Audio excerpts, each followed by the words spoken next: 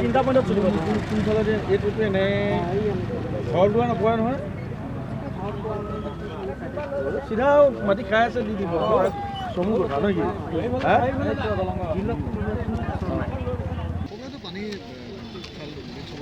কি হ'ব এইটো কেইটা ফিচাৰী ইয়াতে ভাঙিব পাৰিব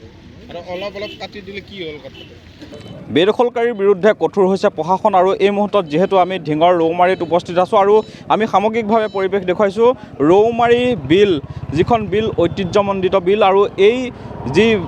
জলাশয় এই জলাশয় একাংশ বেদখলকাৰীয়ে বছৰ বছৰ ধৰি তেওঁলোকে ভূমি বেদখল কৰি তেওঁলোকে মৎস্য পালন কৰি পুখুৰী সাজি বৃহৎ বৃহৎ আকাৰৰ পুখুৰী সাজি তেওঁলোকে মুনাফা অৰ্জন কৰি আহিছিলে আৰু প্ৰশাসন যিহেতু কঠোৰ হৈছে আৰু এই যি অবৈধ তেওঁলোকে পুখুৰী সাজি আহিছিলে সেই পুখুৰীত আজি প্ৰশাসনে উচ্ছেদ অভিযান চলাইছে আৰু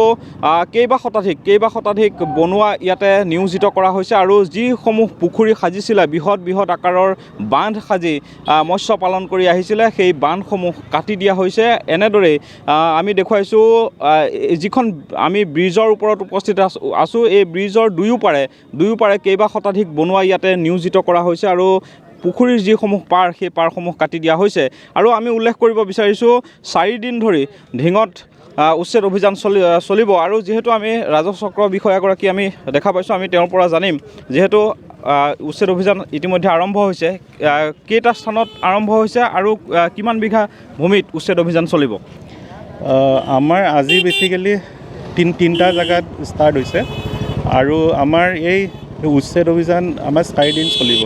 16, 17 আৰু 19, 20 ইয়াতে বেচিকেলি আপোনালোকে দেখিছে যে ব্ৰিজৰ দুয়োপাশে ভেৰভেৰী বিল আছে ভেৰভেৰী বিলত বহুত সংখ্যক ফিচাৰী বনোৱা হৈছে সেই ফিচাৰীবিলাক যিহেতু ইলিগেলি বনোৱা হৈছে ফিচাৰীবিলাক ডেমলিছ কৰি দিয়া হ'ব আৰু আমাৰ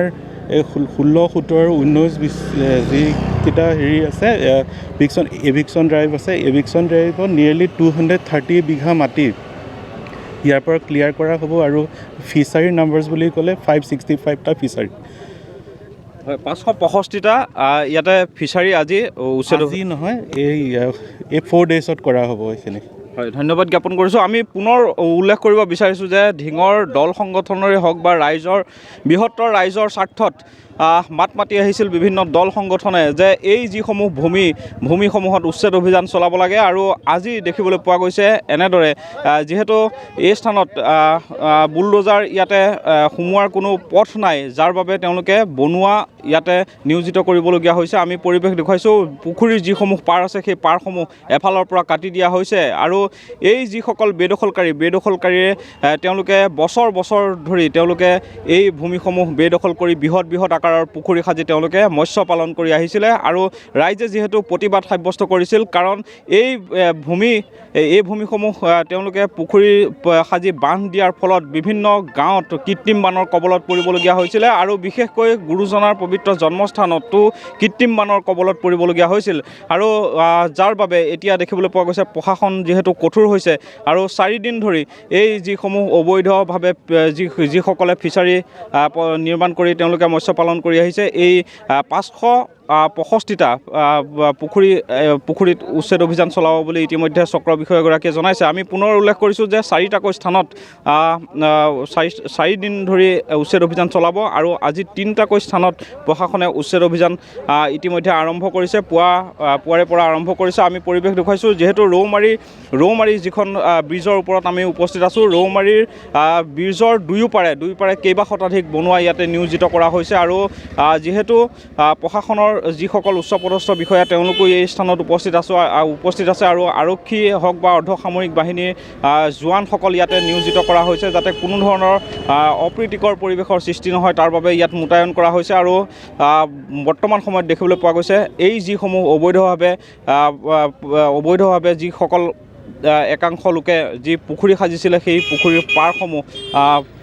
প্ৰশাসনৰ লোকৰ উপস্থিতিত কাটি দিয়া পৰিলক্ষিত হৈছে